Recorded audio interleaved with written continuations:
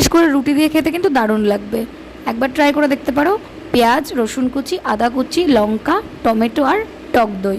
পেঁয়াজটা বড় বড় করে কাটা, মিনিট দুয়েক ভেজে রেখে তুলে নেব, কারণ পেঁয়াজটা আমাদের নরম লাগবে না, থাকবে একটু মচমচে টাইপ। আচ্ছা, তেলের মধ্যে দিলাম একটু জিরে আর আদা রসুন কুচি, ভালোভাবে ভেজে নিয়ে দিয়ে দেব টমেটো পেস্ট। টমেটো পেস্টের মধ্যে দিয়ে দিয়েছিলাম সামান্য একটু লবণ।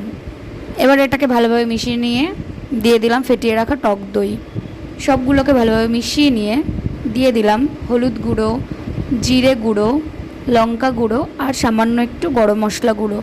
সবগুলোকে ভালোভাবে মিশিয়ে নিয়ে হালকা তেল ছেড়ে আসলে দিয়ে দেবো ভেজে রাখা সেই পেঁয়াজগুলোকে, আর দিয়েছিলাম সামান্য একটু লবণ। এরপর আমি 1 কাপ মতো জল দিয়ে হালকা চিনি দিয়ে দিয়েছিলাম। মিনিট 5 ঢেকে রেখে জলটা শুকিয়ে আসলেই কিন্তু রেডি আজকে আমাদের মশলা অনিয়ন বা মশলা পেঁয়াজ। ভালো লাগলে লাইক, কমেন্ট অ্যান্ড সাবস্ক্রাইব করে দিও। আশা করি সকলেরই ভালো লাগবে একটু নতুনত্ব কিছু ট্রাই করতে।